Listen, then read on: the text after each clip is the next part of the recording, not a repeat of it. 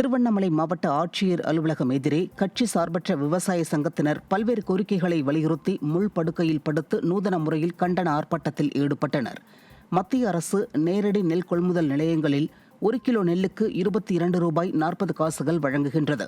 இந்நிலையில் விடியா திமுக அரசு 1 கிலோ நெல்லுக்கு வெறும் 70 பைசா வழங்குவதை மாற்றி 1 கிலோ நெல்லுக்கு ₹11 வழங்க விவசாயிகள் வலியுறுத்தினர். மத்திய அரசாங்கம் 1 கிலோ நெல்லுக்கு தென்னை ரகத்துக்கு ₹22.40 ஊக்கத்தொகை கொடுத்து எடுப்பது போல மாநில அரசாங்கம் ஒரு குவிண்டாலுக்கு ₹70 என 70 பைசா ஒரு கிலோவுக்கு தருவதை ₹11.20 உயர்த்தி வழங்க வேண்டும். மத்திய அரசாங்கம் உரமானியம் தருவது போல மாநில அரசாங்கம் தர வேண்டும்.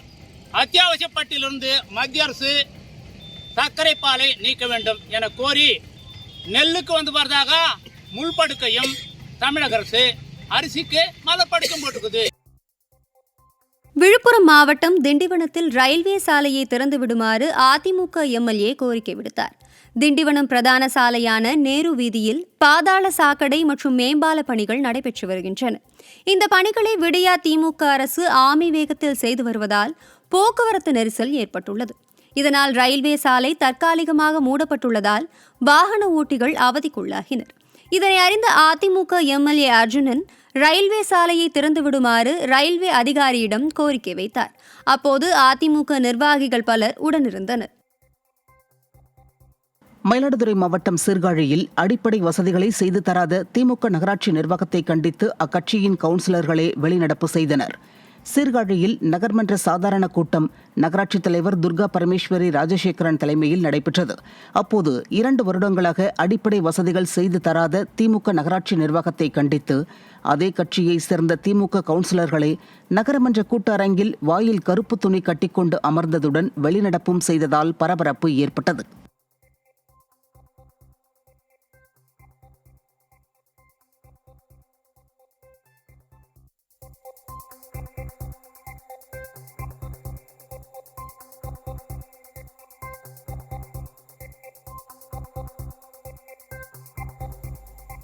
ஈரோடு மாநகராட்சியின் அவசர மாமன்ற கூட்டத்திலிருந்து அதிமுக கவுன்சிலர்கள் வெளிநடப்பு செய்தனர். ஈரோடு மாநகராட்சியின் மாமன்ற அவசர கூட்டம் மாநகராட்சி கூட்டரங்கில் மேயர் நாகரத்னம் தலைமையில் நடைபெற்றது. அப்போது ஸ்மார்ட் சிட்டி திட்டத்தின் கீழ் நேதாஜி தினசரி காய்கறி சந்தை வியாபாரிகளுக்காக கட்டப்பட்டு வரும் கடைகளை தனியாருக்கு ஒதுக்கீடு செய்வதை கண்டித்தும் தரமான சாலைகள் முறையான குடிநீர் வழங்க கோரியும் அதிமுக கவுன்சிலர்கள் வெளிநடப்பு செய்தனர். முன்னதாக கூட்டத்திற்கு திமுக கவுன்சிலர்கள் பலரும் வராததால் இருக்கைகள் காலியாக காட்சியளித்தன. கிருஷ்ணகிரி மாவட்டம் ஓசூர் அருகே மின்வாரிய ஊழியர்களின் அலட்சியத்தால் பெண் ஒருவர் மின்சாரம் தாக்கி உயிரிழந்தார். தலசூரில் அரசு பேருந்து உரசியதில் அருந்து கீழே விழுந்த மின் வயரை ரத்தினம்மா என்பவர் அப்புறப்படுத்த முயன்றுள்ளார். அப்போது மின்சாரம் தாக்கி தூக்கி வீசப்பட்ட ரத்தினம்மா மருத்துவமனைக்கு கொண்டு செல்லும் வழியில் பரிதாபமாக உயிரிழந்தார். மேலும் அவரை காப்பாற்ற முயன்ற 2 இளைஞர்களும் காயமடைந்தனர். இந்நிலையில் மின் வயர் தாழ்வாக செல்வதை கண்டு கொள்ளாத மின்வாரிய ஊழியர்களின் அலட்சியமே இதற்கு காரணம் என கூறி ரத்தினம்மாவின் உறவினர்கள் சாலை மறியலில் ஈடுபட்டனர். சேலம் மாவட்டம் எடப்பாடி பேருந்து நிலையத்தில் பயணிகள் ஆட்டோ தொழிலாளர்கள் தொழிற்சங்கத்தினர் ஒருநாள் அடையாள வேலை நிறுத்தத்தில் ஈடுபட்டனர்.